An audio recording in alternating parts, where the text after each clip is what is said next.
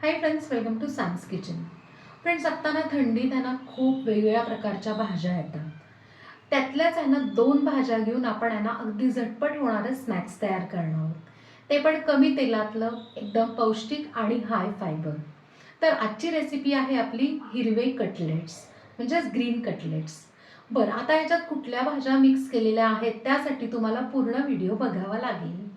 3, 2, 1. थंडी विशेष आपण आहे ना हिरवे कटलेट करणार आहे. तर थंडीतल्याच आपण स्पेशल भाज्या घेतलेल्या तिथे. एक बाऊल आहे ना फ्रेश मटार सोलून घेतलेले आहेत. आणि इकडे आपण एक बाऊल आहे ना तुरीच्या ज्या ओल्या शेंगा असतात त्याचे दाणे आपण निवडून घेतलेत. मी त्या शेंगांना पावशेर आणल्या होत्या आणि त्या पावशेर शेंगांचे एवढे एक बाऊल बरोबर दाणे निघालेले आहेत. आता हे दोन्ही जे दाणे आहेत ना तर ते आपण आहे ना शिजवून घ्यायचे. इथे आपण छोटी कढई घेतलेली आहे, त्यात ना अगदी 1 चमचा तेल घालूया. आता त्यात आपण मटारचे दाणे घालूया, ओल्या तुरीच्या शेंगांचे दाणे मिक्स करून घेऊया. आता आपल्याला हे दोन्ही जे दाणे आहेत ते शिजवायचे, त्यासाठी अर्धी वाटी पाणी टाकून घ्यायचं. मटारचे जे दाणे आहेत ना ते लवकर शिजतात, पण ना तुरीच्या दाण्यांना थोडासा वेळ लागतो, म्हणून आपण पाणी घातलेलं आहे. आणि आता लो फ्लेमवर एक 5 ते 7 मिनटं झाकण ठेवून शिजवून घेऊया. आता 7 ते 8 मिनटं झाली, आपण चेक करूया. आपले जे दाणे आहेत ते दोन्ही आहे ना छान शिजले. आता हे किंचित म्हणजे 80% शिजतात, पण आपण स्मॅश करताना ते व्यवस्थित अर्धवट होतात किंवा आपण जे ओबडधोबड म्हणतो ना तसे होतात. आता काय करायचं आहे, जर पाणी असेल तर अगदी 1 मिनिट आहे ना आपण फक्त गॅस मोठा करायचा आणि ते आटवून मग हे दाणे जे आहेत ते आपण गार करून घेऊयात. कटलेटसाठी आपण बाइंडिंगसाठी आहे ना पोहे वापरणार आहोत. अर्धा बाऊल मी आहे ना आपले रेग्युलर जे कांदे पोह्याचे पोहे आहेत ते 2दा स्वच्छ धुवून पाणी काढून ठेवलेले आहेत, म्हणजे अगदी 2 ते 3 मिनिटात छान ते भिजतात. आता आपल्याला आहे ना हिरवा ठेचा लागणार, त्यासाठी मिक्सरचं छोटं भांडं घेतलं आहे. त्यात ना मीडियम आलं घेतलं आहे, त्याचे 2 तुकडे केले. 4 ते 5 हिरव्या मिरच्या, 5-6 कढीपत्त्याची पानं, 4-5 लसणाच्या पाकळ्या. आता बारीक ठेचा करून घेऊया. जाडसर हिरवा ठेचा आपण करून घेतलेला आहे. मटार आणि तुरीचे दाणे जे आहेत तर ते आहे ना गार झालेत. आपण आहे ना पावभाजीचं जे स्मॅशर असतं त्यांनी स्मॅश करूया. थोडंसं जाडसर करायचं आहे. स्मॅशरने आपण स्मॅश करून घेतलंय. जर आपण नाही झालं तर तुम्ही आहे ना मिक्सरमधनं पल्स मोडवर आहे ना थोडंसं जाडसर काढू शकता. स्मॅश केलेल्या मिश्रणामध्ये आपण आहे ना आता हा जो ठेचा करून घेतला तो सगळा टाकूया.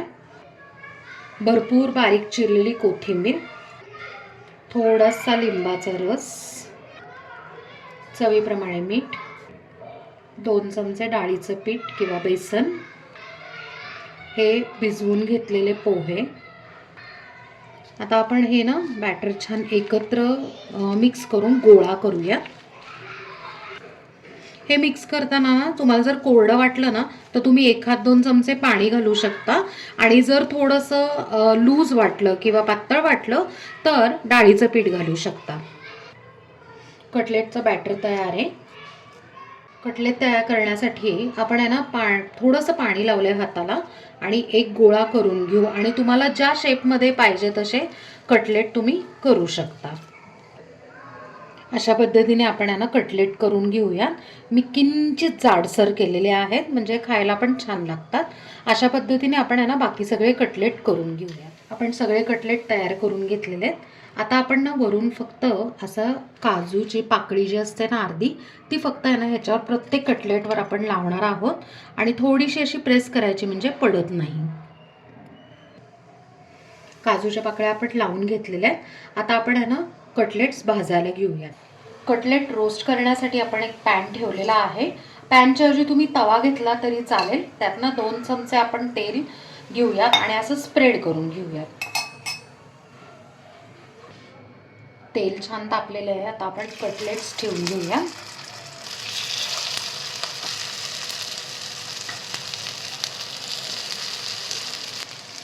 आणि हे जे तेल आहे ना ते असं सगळीकडनं फिरवून घेऊयात आपण,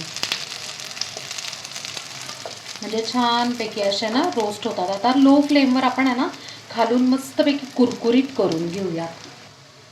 2-3 मिनटं झालेत, आपण ना जस्ट चेक करूयात आपण. येस, मस्त कलर आलेला आहे. सेम आता बाकीचे पण आहे ना असे टर्न करून घेऊयात. उलटवून घेतले किंवा टर्न केले ना की काजूमुळे ना बऱ्याच वेळा काय होतं, फक्त काजू भाजला जातो. म्हणून असे हलके आहे ना थोडे प्रेस करायचे.